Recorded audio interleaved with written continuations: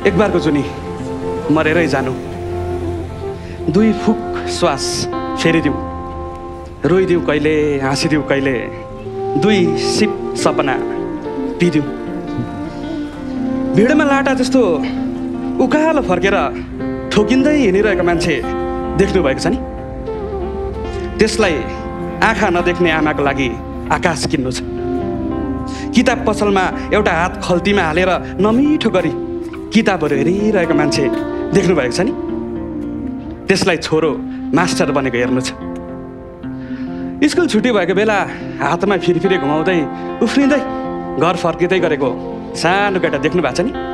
त्यसलाई छिटो घर गएर आमालाई आज सिकेको नयाँ गीत सुनाउनु छ। बडो उटपटाङ पो हुन्छ त सपनाहरू, जादु जस्तो। नभए किन नाच्नु सुन्तली लिपस्टिक लगाएर निरुता सिंहको पोस्टर छेउको ऐना हेर्दै?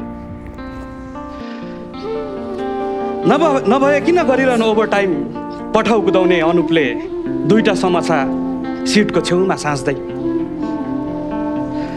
नभए किन लेखिरहनु कविता हत्तपत्त ननुहाउने मिल्सनले इएमआई उठाउनेहरूको धम्कीलाई घुटुक्क निल्दै? दुई सिप सपना अभावमा बाँच्नेहरूको, दुई सिप सपना सपनाकै लागि साँच्नेहरूको, दुई सिप सपना पसिनाले भाग्य टाँच्नेहरूको, दुई सिप सपना टुक्रा टुक्रा गर्दै यो जीवन गाँच्नेहरूको। सपनाहरूकै मिठो एक कप चिया पिउँदै हाँसेको त हो नि यो समाज, नत्र त्यसलाई कम तनाव छ? हामीले घुरेनमा पुरानो भयो भनेर फालेको बाउको पत्लुङ बाउको सपनाहरूको साथी थियो। अनि त घिसेको रे बुढाले त्यसलाई झन्डै 12 साल मैले पढेर सकिन्जेल। हामीले देउता थानमा पत्रो ठुलो टाउको भन्दै जिस्काउने भगवानको मूर्ति आमाको सपनाहरूको ब्रह्माण्ड थियो। अनि त घुमाइरहेको रे उसले त्यसलाई धुप फनी 1000 फनको राति म घर नफर्किन्जेल। हाँस्नलाई र बाँच्नलाई, रुनलाई र रमाउनलाई पिदिउँ दुई सिप सपना यो जिन्दगीको गीत गाउनलाई।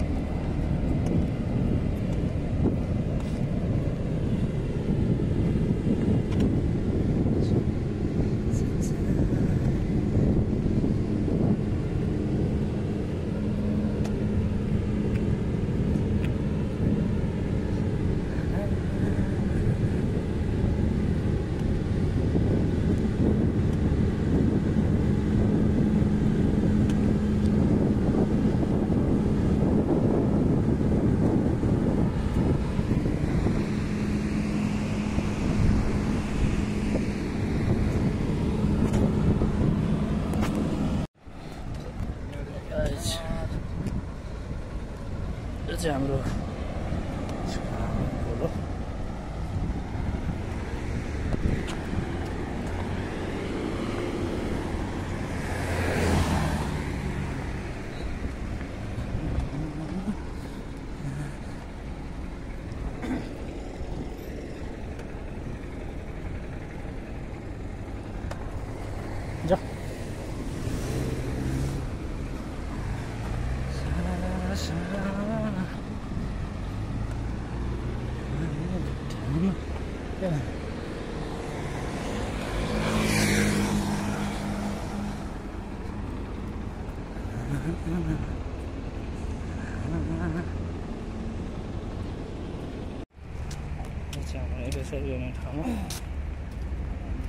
यहीँ गरौँ होला।